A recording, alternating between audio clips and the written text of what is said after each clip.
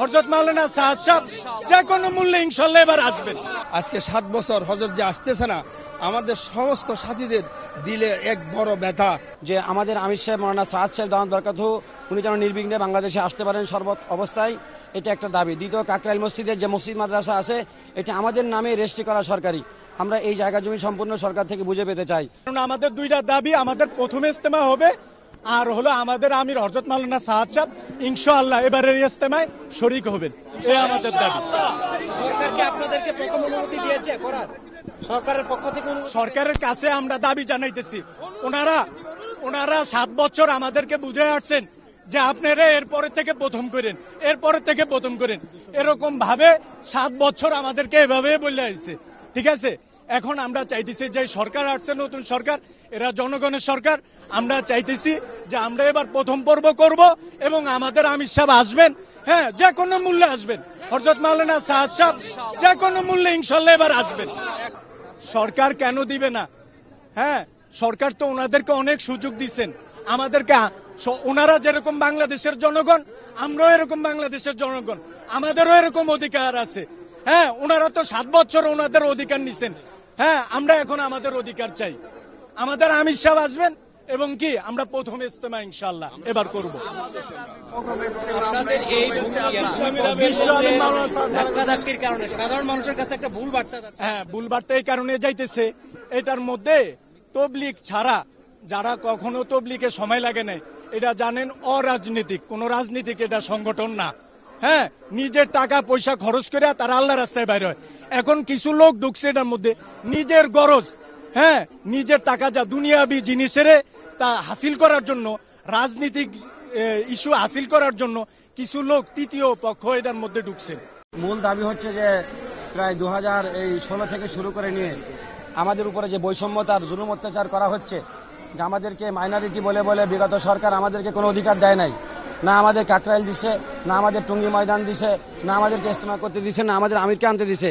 তাই আমরা মোটামুটি 4টে বিষয় নিয়ে আমরা প্রধান উপদেষ্টা ডক্টর ইউনূস সাহেবের সঙ্গে দেখা করতে যাচ্ছি। আমরা 10 জনের একটা টিম, যে আমাদের আমির সাহেব মাওলানা সাদ সাহেব দাওয়াত বরকাতহু উনি যেন নির্বিঘ্নে বাংলাদেশে আসতে পারেন সর্বত অবস্থায়, এটা একটা দাবি। দ্বিতীয়, কাকরাইল মসজিদের যে মসজিদ মাদ্রাসা আছে এটা আমাদের নামে রেজিস্ট্রি করা সরকারি, আমরা এই জায়গা জমি সম্পূর্ণ সরকার থেকে বুঝে পেতে চাই, সরকারের মাধ্যমে বুঝে পেতে চাই।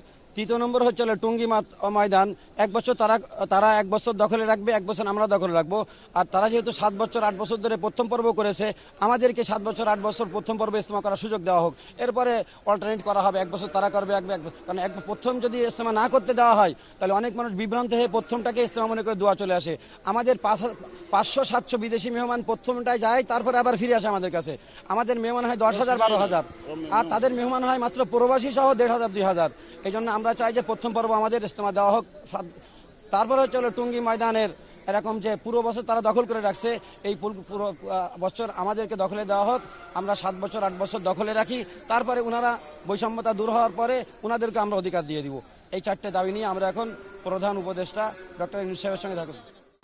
আমরা চাই একসাথে কাজ করতে, সমস্ত মুসলমান যেন এক হয়ে যায়, এটা আমাদের বড়দের চাওয়া।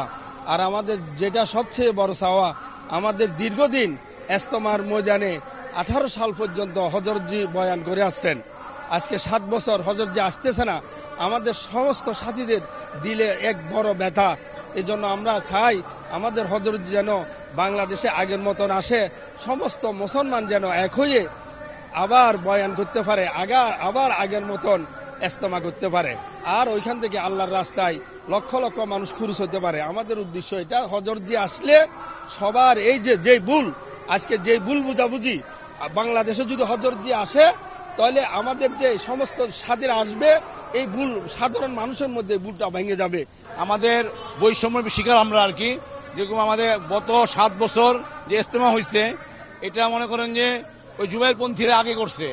আমরা যতবারই মনে করেন যে রাষ্ট্রপ্রধানের সাথে বসছি, কিন্তু তারা আমাদেরকে আগে দিবে বলে আমাদেরকে কখনো আগে দেয় নাই, সবসময় আমাদের পরে দিছে আর কি। এই জন্য আমরা চাইতেছি যে এবার ইজতেমার জন্য আমাদেরকে আগে দেওয়া হয় আর কি। এটা নিয়ে আমাদের বেশি আর কি। আর কাকরাইলের যেটা হয়েছে যে 28 দিন আর 14 দিন করছে, এটা যেন না থাকে, এটা যেন বলছে পুণ্ড আর কি, যে অর্ধেক হয়, মানে 1 মাস এটা।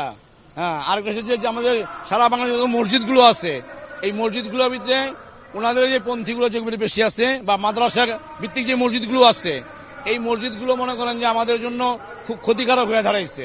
যদি আমরা কখনো কোথাও যদি জামাত নিয়ে উঠি, তাহলে তারা আমাদের কি বলছে নানানভাবে বলছে অত্যাচার করতেছে, আমাদেরকে মনে করে আঘাত করতেছে, আমাদের অনেক সাথীদের মাথা ফাটাইয়া দিচ্ছে, আমাদেরকে বেডিং নিয়ে বের করে দিচ্ছে।